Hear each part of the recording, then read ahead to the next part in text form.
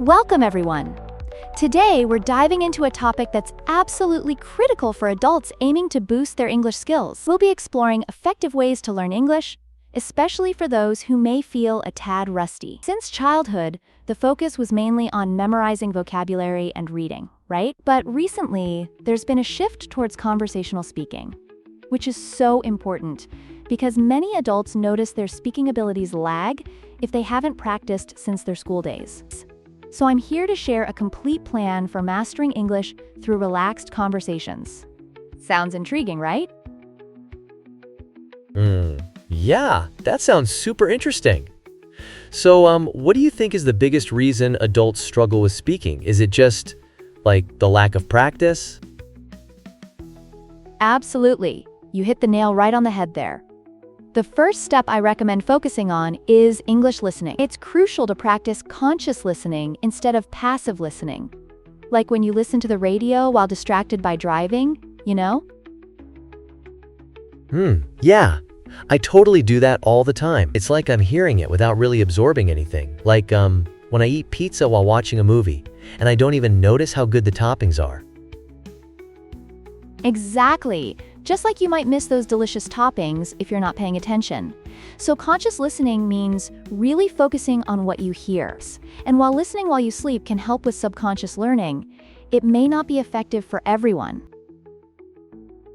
Wait a minute. Listening while sleeping? That sounds wild. Do you think that actually works? I mean, what if I just dream in English? Would I wake up fluent? Haha, dreaming in English would definitely be a bonus. But the key here is to really pay attention to pronunciation, stress, and intonation. These nuances are vital for speaking well. I recommend checking out BBC 6-Minute English on YouTube. It features scripts and everything, plus those short clips are fantastic for practice. Oh, I love YouTube. So, could you just, sing the pronunciation rules or something? That would be super fun. Haha, that would be an interesting twist. Now, speaking of fun, let's talk about grammar. Many adults find it quite challenging because of its complexity. I suggest breaking it down into key concepts, starting with the main tenses like present progressive, past simple, present simple, future simple, and present perfect. Whoa, that sounds like a lot to tackle. Is there, a cheat sheet for that? I mean, do you ever feel like grammar rules are a bit like, trying to assemble IKEA furniture without the instructions? Yes, exactly. It's like trying to piece together that dresser without knowing which parts go where. I always recommend learning one grammar concept each week. And guess what? Resources like the British Council's website can be incredibly helpful for that. Oh, cool. I'll definitely check that out. So what about writing? You mentioned something about business emails? Right. When it comes to writing, especially in a business context, focus on 3 main areas: accurate grammar, precise wording, and understanding common idioms. Internal tech emails can really help you grasp how major companies communicate.